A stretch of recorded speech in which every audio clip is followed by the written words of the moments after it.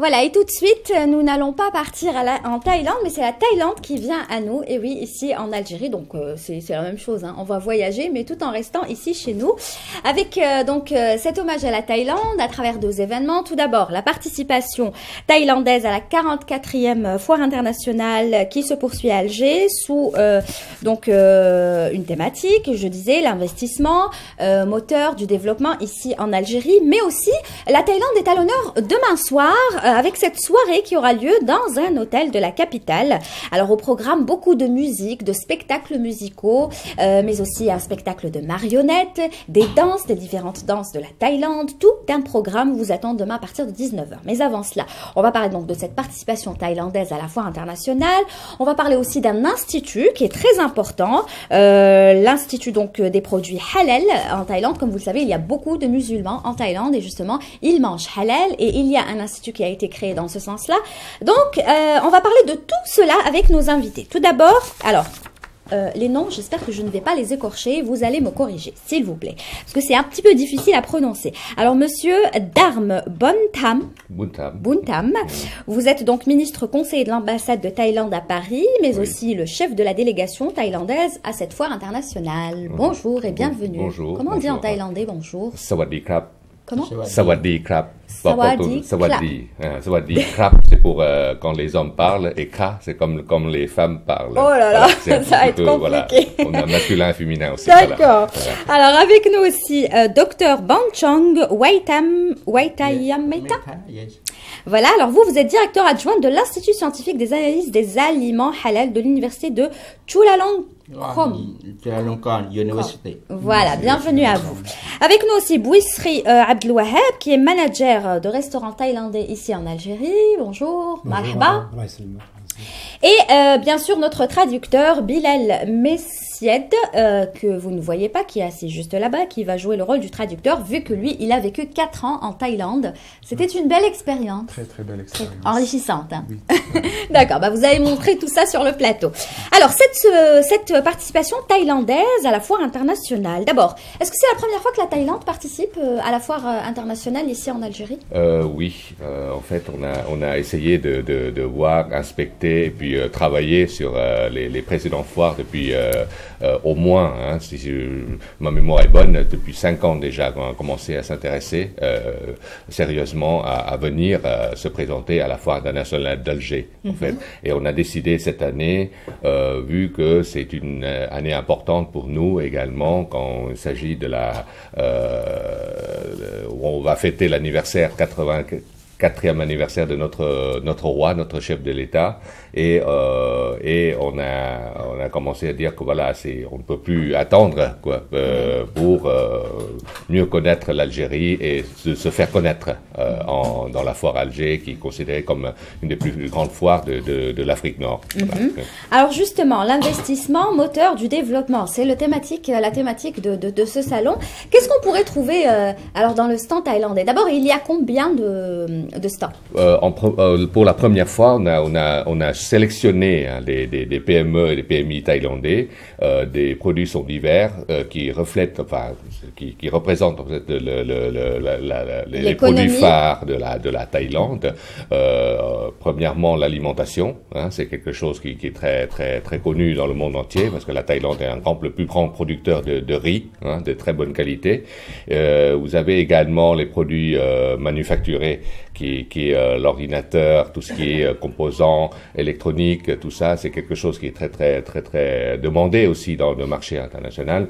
On a tous les équipements automobiles qui est très très très très important. Donc on a sélectionné environ 12 entrepreneurs qui se sont intéressés au marché algérien, qui ont déjà fait travailler avec plusieurs pays dans le monde. Et puis je suppose que vous avez fait la promotion touristique de la Thaïlande, qui est une destination très prisée. Tout à fait. Et de plus en plus, on va dire à la mode, les gens veulent aller en Asie et ils veulent. La Thaïlande fait partie de leur destination préférée, parce que c'est une destination de rêve aussi. Tout à fait. On est en train de voir d'ailleurs quelques images. Voilà. Oui.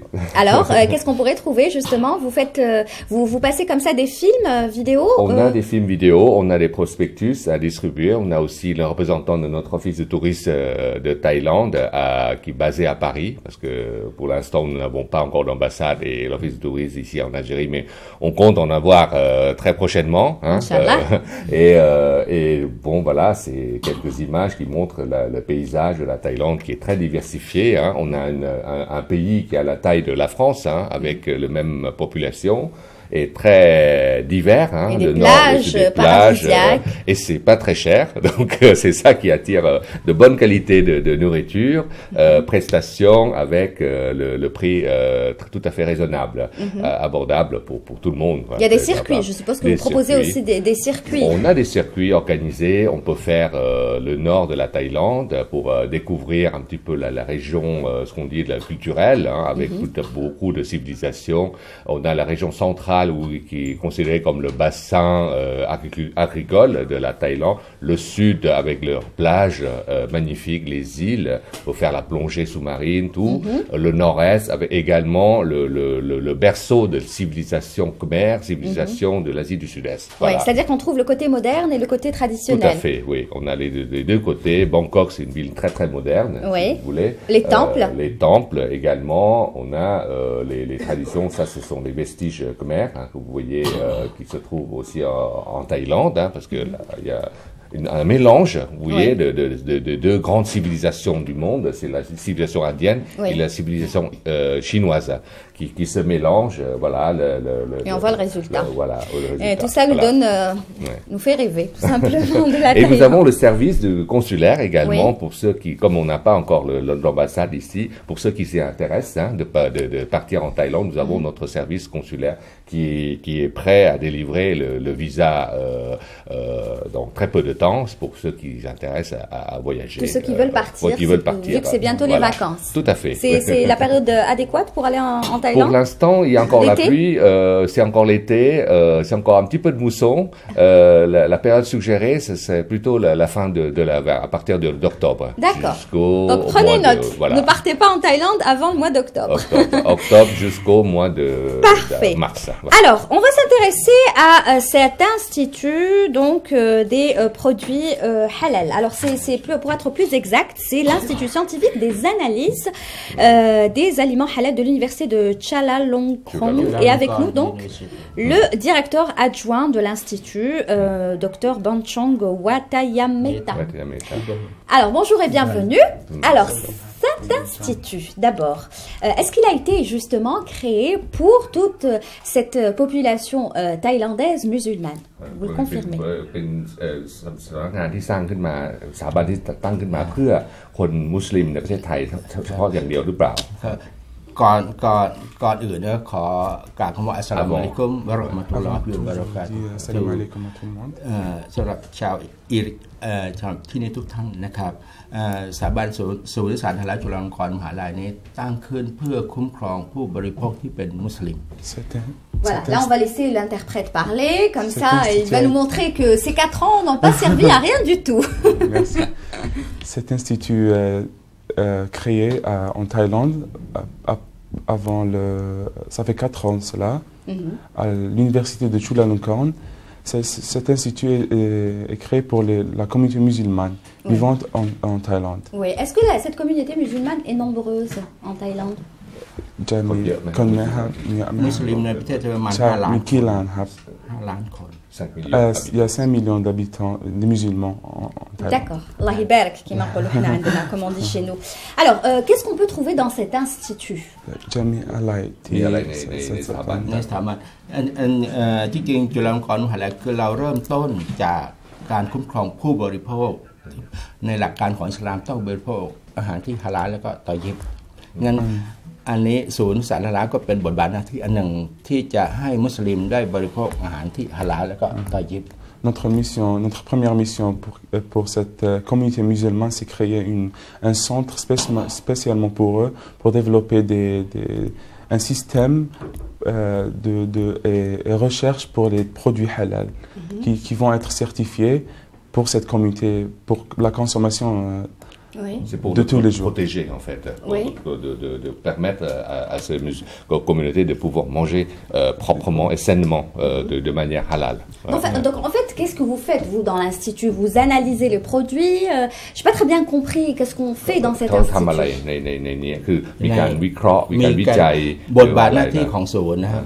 Le rôle principal. L'analyse de tous les aliments. Oui.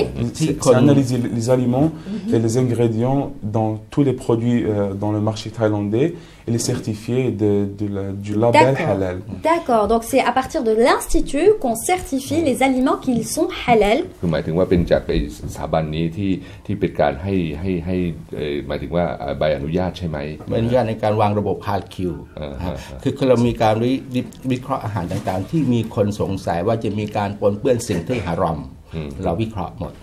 Parce qu'il crée tout le système de halal. C'est pas que les produits, mais même la chaîne de distribution et tout. Et il protège les musulmans voilà, l'alimentation haram et c'est la certifiée en halal. D'accord. C'est le seul institut de ce genre qui existe en Thaïlande? C'est le seul au monde. Au monde, dans le monde. D'accord. ที่นำเอาหลักการของศาสนาอิสลามมาบูรณาการกับหลักการของทางวิทยาศาสตร์ C'est l'islam, c'est la religion avec la science et en combinaison pour créer cet institut. Et pour le bien-être, bien sûr, du musulman thaïlandais. Merci beaucoup. Allez, on va continuer à en parler dans un moment. Mais avant cela, je vous propose d'aller voir justement toute cette participation thaïlandaise du côté de la foire internationale d'Alger. Je rappelle que c'est la 44e foire. Ça se déroule à la SAFEX au Pas-Maritime. On va regarder donc ce reportage de notre collègue et reporter Lotfi Mqaddem qui a fait un petit tour et apparemment ça lui a beaucoup plu. En marge de la 44e foire internationale d'Alger, l'agence algérienne de la promotion du commerce extérieur, Algex, mit en relief les opportunités pour que des jeunes opérateurs algériens puissent exporter leurs produits.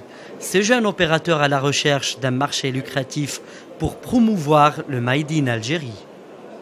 On fait l'exportation des produits de poisson, donc poisson frais. C'est comme la crevette sur l'Espagne. Les produits algériens sont demandés à l'extérieur. Et donc il suffit de bousculer un peu les trucs là pour qu'on enlève les barres qui nous bloquent. Et je pense que normalement ça ira. Choisi pour le programme Optim Export. Donc on a bénéficié de l'aide de ce programme-là.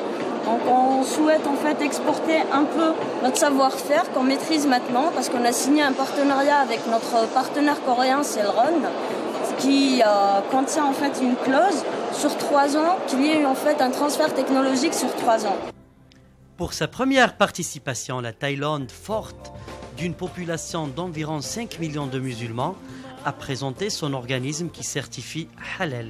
Ce dernier, à la recherche des opérateurs algériens intéressés par ce marché juteux envers notre communauté à l'étranger, ainsi que l'Office national du tourisme de Thaïlande qui veut promouvoir la destination Thaïlande.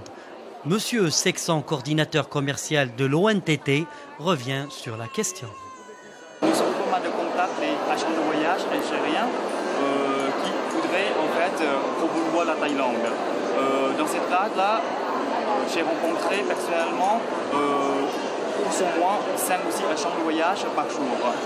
Et il y a beaucoup d'Algériens aussi qui voudraient s'enseigner pour partir en Thaïlande.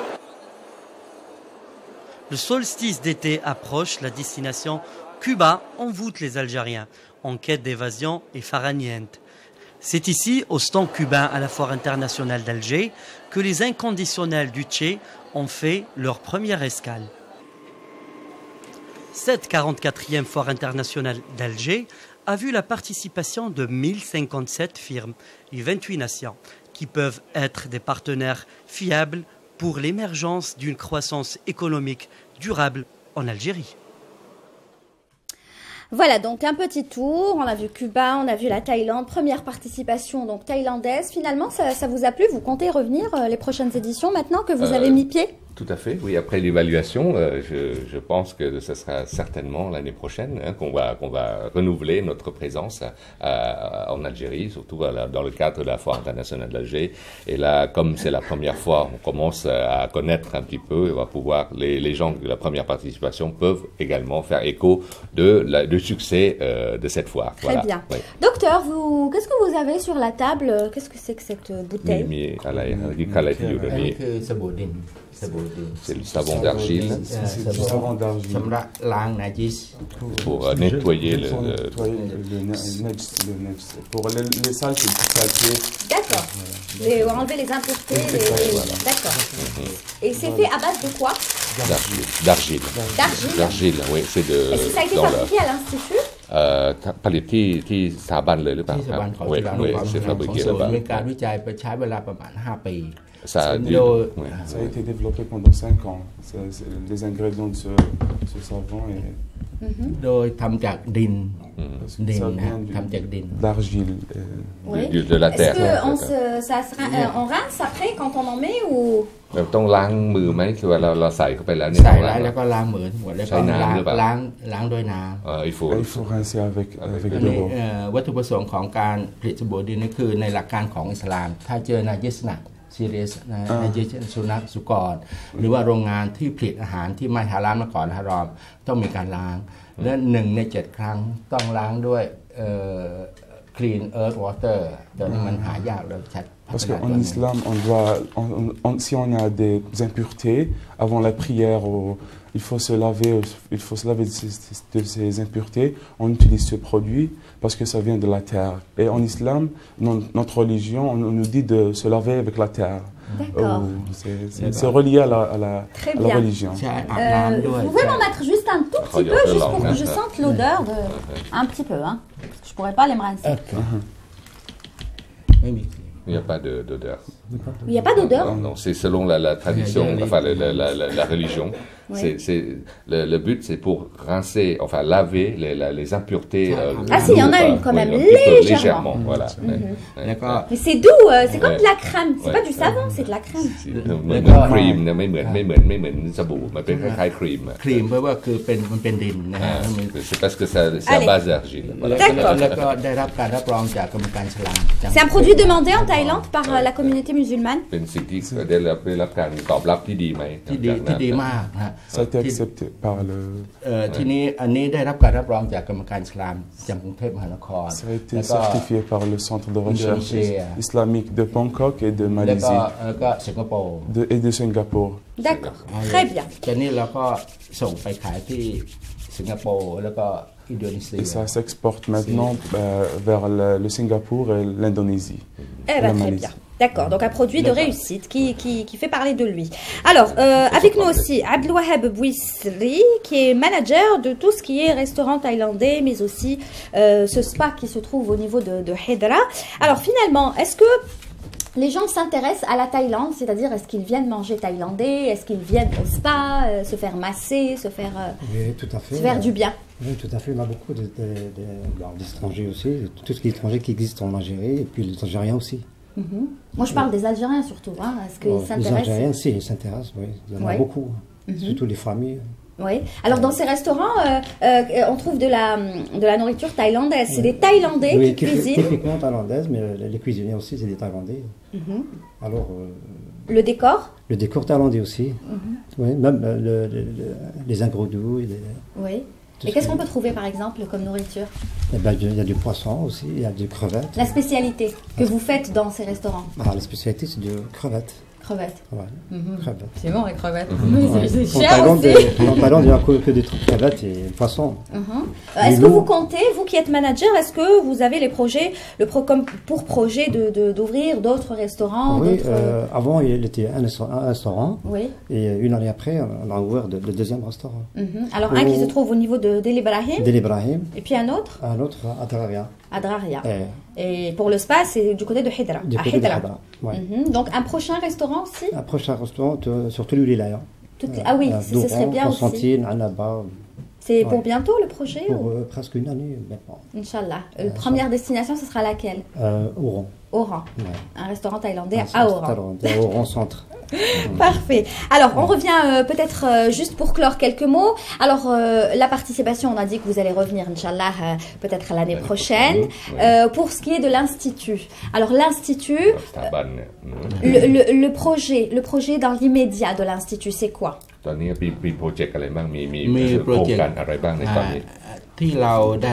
รางวัลฮาลาลโลกก็คือฮาลคิวซึ่งเป็นการวางระบบในโรงงานอุตสาหกรรมเป็นการวางระบบที่เป็นที่ยอมรับในทั่วโลกโดยการนำเอาหลักการอิสลามขบวนกับฟู้ดเซฟตี้ Notre dernier projet c'est le HALQ.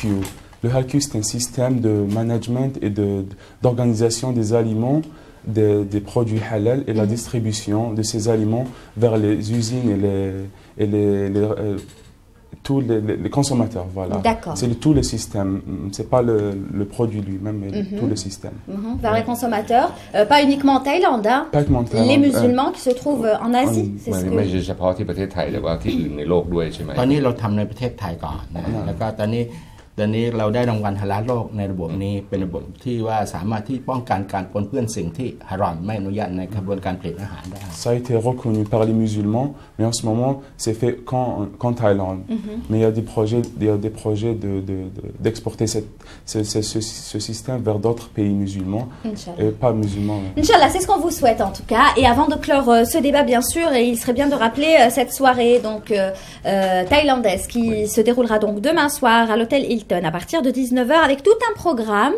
Alors moi, quand j'ai commencé à lire le programme, je me suis dit, oh là là, c'est vraiment bien organisé. 19h, 19h30, 19h45, 19h50, 20h, 20h10, 20h20, 20h35. Et à chaque fois, il y a quelque chose de nouveau. Parce qu'il y a plusieurs spectacles de musique, plusieurs spectacles de danse, de la musique en live. Est-ce que vous pouvez nous résumer tout cela? Tout ça, c'est afin de faire connaître un petit peu dans un laps de temps assez limité, parce qu'on n'a que 19h jusqu'à 20h et on aimerait montrer beaucoup de choses. Donc on a préparé, enfin la troupe la plus variée possible est reconnue par l'État, enfin reconnue par le gouvernement, c'est la troupe officielle du gouvernement de Thaïlande. On essaiera de montrer les traditions dans chaque région de la Thaïlande. C'est un petit résumé sur la Thaïlande que vous allez découvrir lors de cette soirée, en fait, avec la musique live de différentes régions de la Thaïlande. Avec les habits, costumes traditionnels. Tout à fait, on a fait tous les efforts pour que la soirée Donc on va voyager en là-bas. Thaïlande demain soir à partir de 19h avec de la musique thaï, de la musique classique thaï aussi, un spectacle de marionnettes aussi. De marionnettes thaï également, et surtout, il ne faut pas oublier, c'est la nourriture thaïlandaise qui sera servie. Qui sera servie, oui, j'ai oublié de vous le dire ça, de la nourriture. Et c'est quoi la spécialité finalement? Parce que lui disait les crevettes, mais c'est quoi la spécialité thaïlandaise? De curry à la thaïlandaise, nous avons beaucoup des herbes médicinales, des herbes aromatiques, qu'on travaille beaucoup avec ça. Comme je vous ai dit au début de l'émission que c'était le mélange entre l'Inde et la Chine. Donc ça sort la cuisine qui est authentique, qui est une influence des deux côtés de l'Asie. Voilà. Eh ben voilà, une soirée donc à partir, demain à partir de 19h donc à l'hôtel Hilton ici à Alger, la Thaïlande à l'honneur en attendant la prochaine participation à cette foire internationale d'Alger. Merci beaucoup messieurs d'avoir été avec nous. Merci aux traducteurs. C'est difficile le thaï? Non, c'est pas difficile. Non, ça va?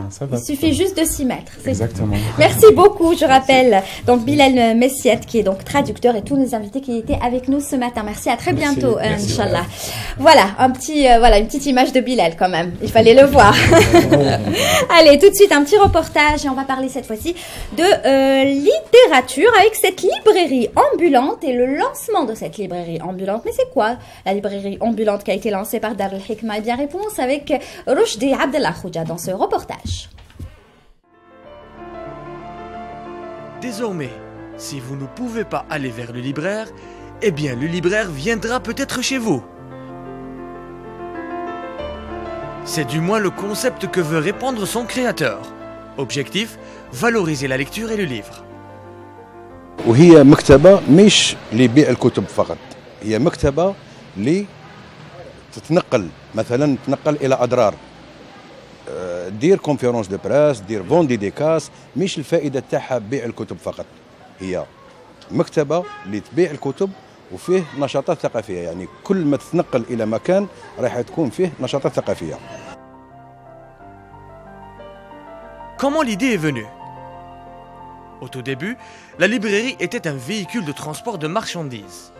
Puis, Eureka, j'ai trouvé pour le propriétaire, créé et aménagé l'espace pour la vente de livres pour les grands et les petits. الوقتاش وهنا نقولوا القارئ ما كانش في الجزائر ما يقراوش.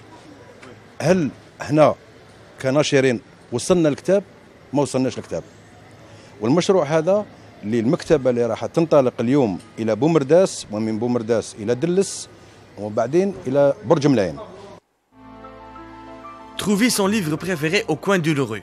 La librairie ambulante va sillonner les différentes wilayas du pays. D'ici 8 mois راح يكونوا 4 librairies ambulantes اللي واحده تحكم السود وواحده باغ اكزومبل شمال جنوب غرب وسط. المكتبه هذه احنا باش نوصلوا الكتاب الى القارئ. انا كاين مناطق هنا في ولايه تيبازا ما يعرفوش مكتبه، عمرهم ما شافوا مكتبه. هذه تتنقل الى كل مكان وخاص وتقدر تتنقل الى شوارع باغ اكزومبل. هذه تمشي عندنا بروغرام بور لي بلاج. Après la bibliothèque ambulante, voici une première en Algérie, pour rapprocher les lecteurs du bon vieux livre qu'on apprécie toujours et n'importe où. Voilà, vous avez une idée maintenant sur cette librairie ambulante qui ne pourra que faire du bien aux enfants, aux adultes, à tous ceux qui aiment la lecture. Et tout de suite, nous allons parler de sport avec l'événement qu'on avait annoncé avant qu'il commence, ici même sur ce plateau, avec des invités. Il s'agit du rallye international des Colombes, 9e édition. Et oui, un rallye rien que pour les femmes. C'est pour ça qu'on l'a appelé le rallye des Colombes. Il s'est déroulé donc du 2 au 4 juin dernier, c'était avant-hier, il s'est terminé. Le parcours Alger-Intimouchent, escale à Tlemcen, ensuite de retour à Intimouchent, à Alger aussi, sur le littoral, et participation de plusieurs pays étrangers. On va en savoir un peu plus, et bien sûr nous avons avec nous la gagnante de ce rallye. Alors avec nous monsieur Chihab Behloul, qui est président de la Fédération du sport mécanique. Bonjour, bienvenue. La dernière fois, vous étiez à droite. Maintenant, vous êtes à gauche. Oui. Avec nous, Sana El-Hadithi. Oui. C'est vous la gagnante. Oui. Félicitations. Merci. Mabrouk. Merci beaucoup. Ça va? Oui, ça va, très bien. Alhamdoulilah. Et Badra Belqassam, qui est présidente de la commission féminine fédérale. Bonjour. Bienvenue à vous, mesdames. Alors, le rallye, participation, la Russie a participé vraiment? Oui, elle a participé avec un équipage algéro-russe. Oui. C'est-à-dire, la Russe, c'était la pilote, et une Algérienne, c'était une copilote. Copilote. Oui, et c'est sa deuxième participation aussi. Donc, elle a participé même à la 8e édition. Qui a eu lieu vers Biskra et l'Oued, Betna, Alger. Et aujourd'hui, il a voulu persévérer dans la participation au rallye international des Colombes. Ça prouve l'importance que le rallye a au niveau de ses participantes. Cette année, donc, comme vous l'avez signalé, la nouveauté, c'est que la journée, surtout la journée touristique, parce qu'on n'a pas voulu faire passer cet événement sans que nos invités prennent connaissance de notre capitale de la culture islamique, qui est Tlemcen. Et surtout, Tlemcen était vraiment à la hauteur de l'événement, avec son directeur de la jeunesse et du sport, et avec tous les cadres de la wilaya qui se sont mobilisés, et ils nous ont offert un très très beau cadeau. C'était cette visite dont nos participantes ont découvert la deuxième grotte nommée, classée par l'UNESCO, après celle du Mexique, mondialement, et la Lesté, comme site touristique. Vous êtes parti à la Lesté? Oui. Et alors? On est déjà parti bien avant, donc c'était pour moi personnellement c'est une deuxième fois, donc c'était bien, donc la visite était bien, donc on a profité un petit peu de Tlemcen, donc